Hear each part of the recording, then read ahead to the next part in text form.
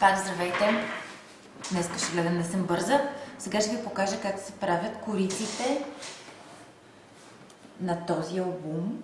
Или по-скоро само външната конструкция, разбира се, без декорацията. Това е всичко, което ще ни трябва.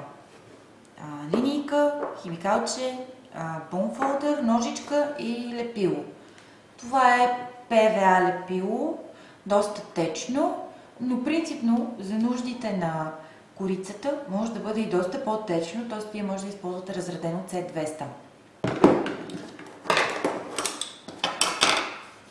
Хартията е 120 грама, за да може да бъде лесно прегъвана, когато обличаме. За разлика от тази тук, която беше 250, но това е една и съща хартия, просто в различен грамаж. Тези, много се извинявам, забравила съм да ги надпиша, са 7 и 3/4 инча на 8 и 1/2 инча и съответстват на тази изгъвка, която вече направихме. Ще си отмеря всъщност колко хартия ми трябва и е най-лесно да го направя ето по този начин, като всъщност даже линията няма да ни трябва. Даже ще ги доближа ето по този начин, защото няма чак толкова голямо значение. И ще си пусна една, искам да е успоредно, една линия от тук и една от тук. След което ще отрежа излишната част. Няма да ми трябва долу-горе.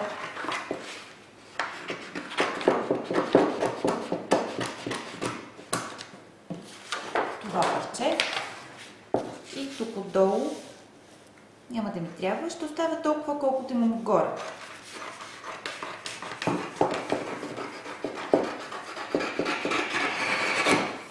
Така. И тук идва мръсната работа. Тоест, ако някой ви е казал, че книгите са чиста работа, излъгал ви е. Една суха кърпичка и една мокра кърпичка. Другото, което е, за да не си цапате подложката и всъщност не само заради това, може да работите върху амбалажна хартия, защото когато се изцапа амбалажната хартия, просто я прегъваме, я махаме и продължаваме на следващия чист фон. И третото. Това е парче билен картон. Имам всъщност много от тях. Аз лично стигнах до извода, че биления картон е най-добрата четка за размазване на лепило, тъй като той е доста мекичък, бързо поема лепилото и се работи перфектно с него. Единият вариант е да изсипете лепилото директно върху корицата и да размажете. Тази мукава е 2,25 мм. Вие може да ползвате и по-дебела. С по-тънката мукава може би е подходяща само за по-малък размер албуми, тъй като колкото по-голяма е площта на корицата, толкова по-твърда трябва да ви е основата.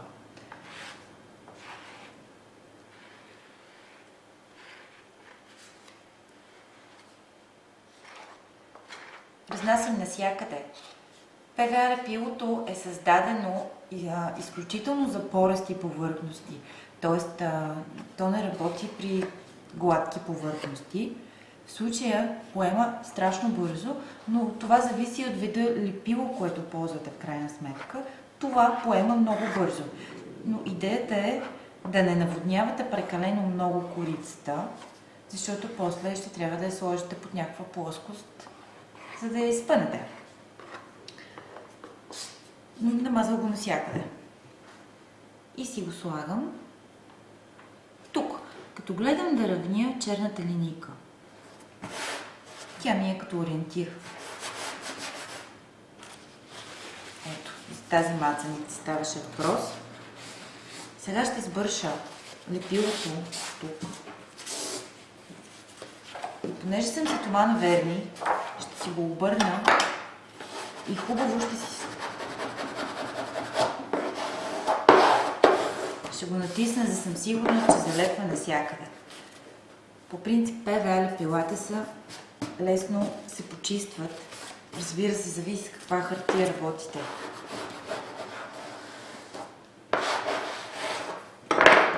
Супер! И продължавам. Взимам си средното парче. Забравих да ви сложа мерките. В случая това тук е в сантиметри. Беше ми по-лесно да го изчисля на родни мерни единици. И е 6,5 сантиметра. А как го изчислих? Показвам. Имаме гърба и хващаме сгъвката тук и сгъвката тук. Двете крайни сгъвки. С линийка отчитаме, че разстоянието е около 5 см. И всъщност ние трябва да оставим разстояние тук и тук, което ще бъде ето това уличе. Ще влезе в ето това уличе. Тук. Аз приех някъде около сантиметри отгоре и го направих 6 см и половина. Това. Със следващото лепиме по абсолютно същия начин.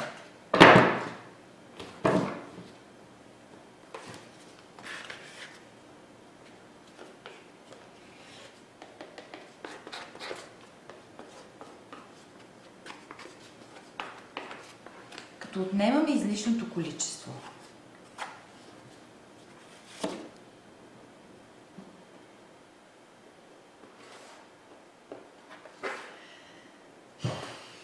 Разстоянието, което оставих между двете мукави, не е голямо. Може би от порядъка на 3, 4, 5 мм. Мисля, че ни трябва и повече. Пак ще си го избърша, като много внимателно гледам ето тук в фолия, да не остава лепило, защото ще размекне хартията, има шанс тя да се прокъса в момента, в който обърнем и започнем да пиковаме с гъбката, така че да стане добре подвижна. Мократа кърпичка идва на помощ. И пак ще си обърна. И пак ще си го притисна, за да съм сигурна. По същия начин и последното.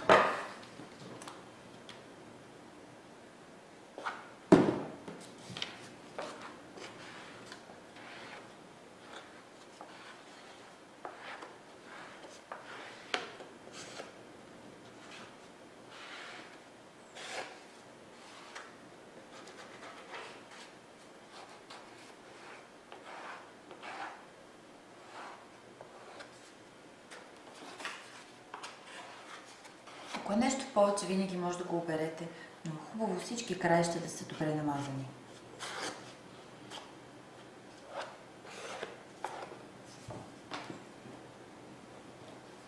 И това тук, което падне, ще го махна.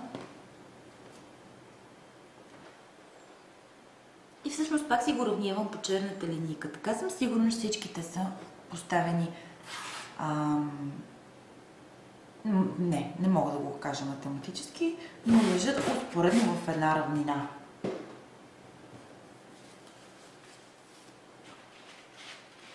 Може би вече не е готова кърпичка.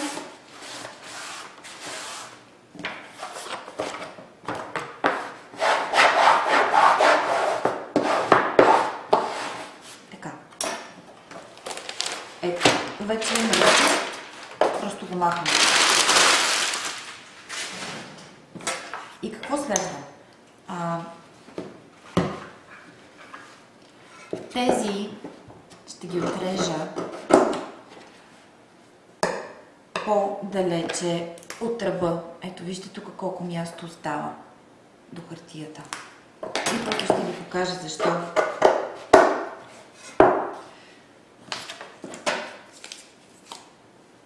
Принципно, когато ги отрязвате до ръба, трябва да направите така, че ъгълът да е 45 градуса, т.е.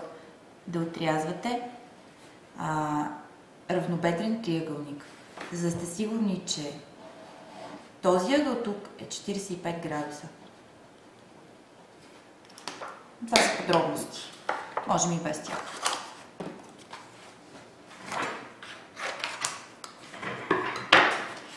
И частично полуготови сме. Тук следваща по-мръсната част. На моето парче мукава ще си сложа лепило. Ето така. И ще започна от късата част, нещо ми е по-лесно.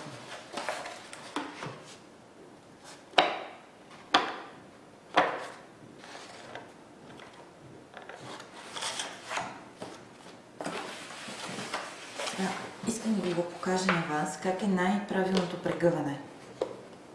Ето така.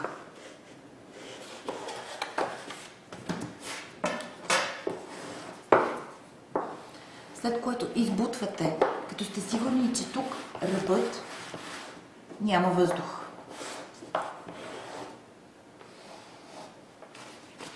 Избърсвате остатъка от лепило. С времето би трябвало да свикнете и да не получавате голям разход на лепило отвън. Ъгълчетата. Това си е лично мой захват и от много време търся информация как всъщност да ги прегъвам естетически по-добре. В случая аз правя следното. Натискам тук и тук, при което тази част то си е живо смачкване, размачкване. И продължавам смазането на лепило.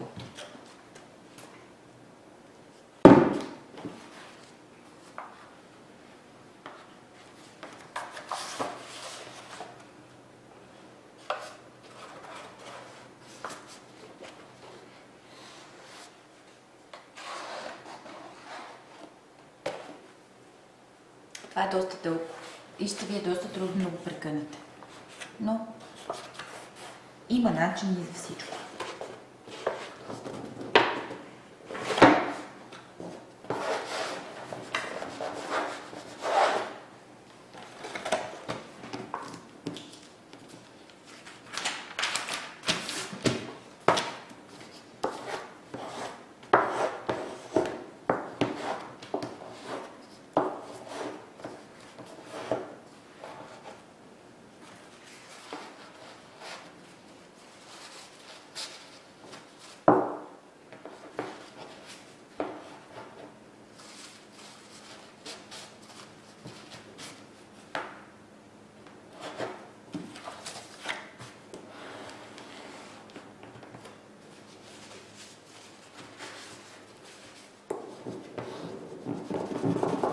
Улицата.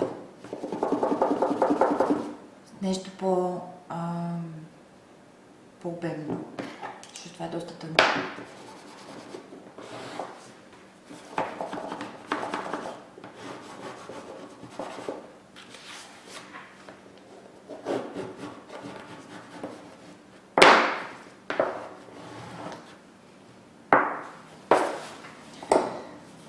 Знам, че е досадно.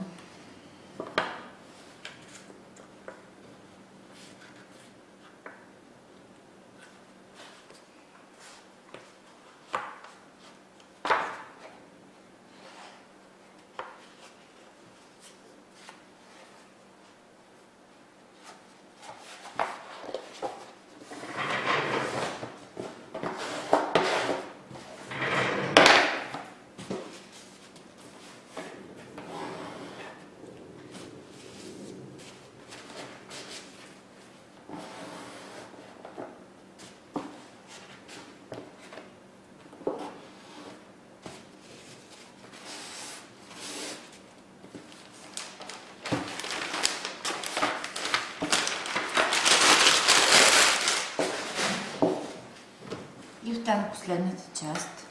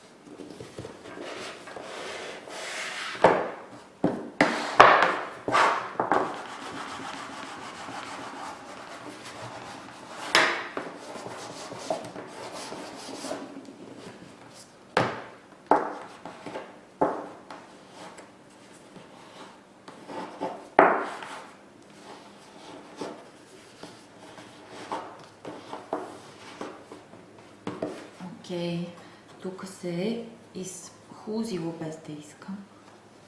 Няма проблем. Всъщност, оказва се, че това е 250 грама в картон, просто съм хванала погрешния лист. Но същия успех ще постигнете и с 120 грамов и ще бъде далеч по-лесно, защото тук има много натиск. Картонът е доста твърд, но пък за щастие се огъва доста добре, не се и цепи. Тук може да сложим ето така, за да сме сигурни, че ще легне добре.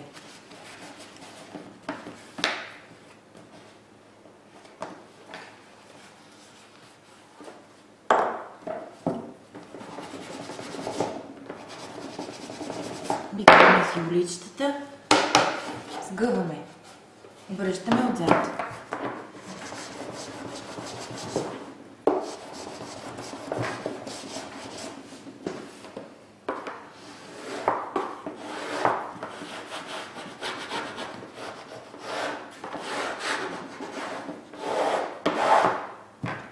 И това е. Мисля, че е супер.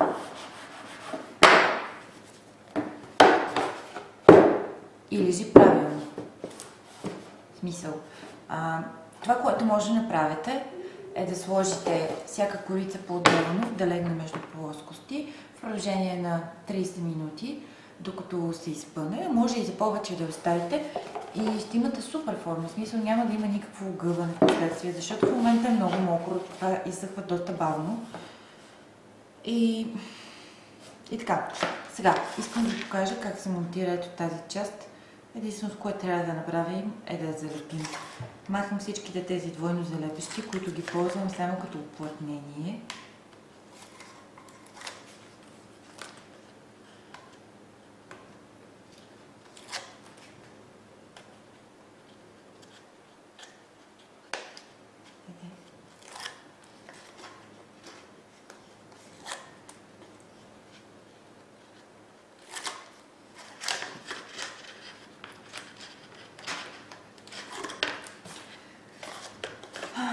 Прибирам тази част тук. И всъщност, вие разбира се го направете доста по-внимателно, но слагам лепило навсякъде.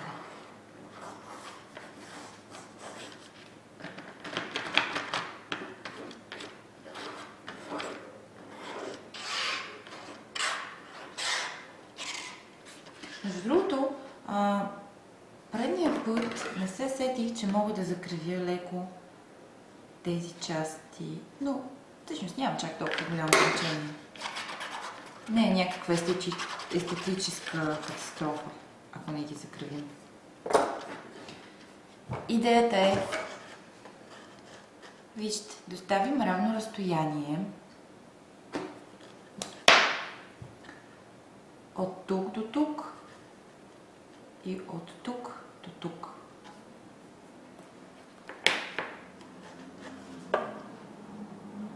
Разбира се, от тук и от тук също трябва да е равно.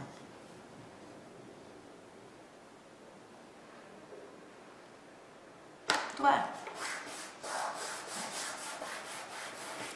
И сега започва голямото натискане, биголане или както искате така го наричате. Аз даже се въоръжавам с две. За малко ще ви покажа. Първото, което правя... да си направя уличето. Да, не го правете толкова силно. Защото ето какво стана. Може да се скъса хартията. И от другата страна също. Окей, това общо взето прецака цялото видео, но се надявам, че на вас няма да ви се случи. И се започва едно лягане.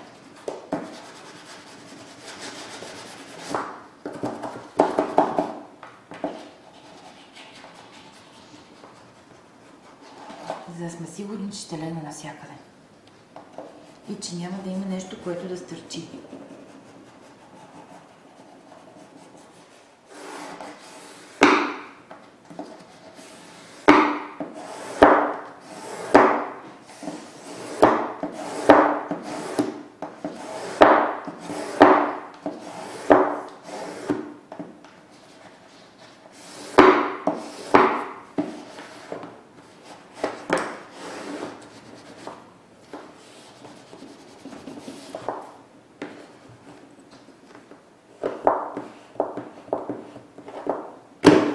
Всъщност, за да предотвратите ето това прокъсване, което се получи тук, използвайте по-тънка хартия за основата. За тази основа, където са страниците. За да може по-лесно да се мигова.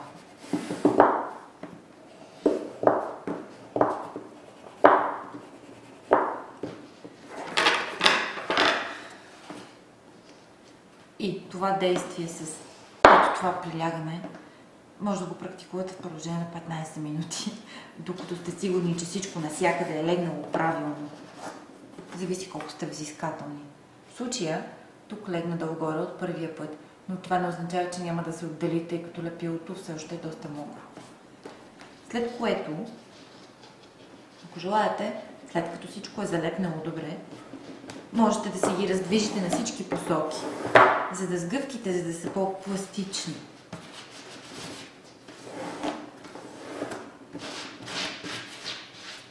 Ами това е.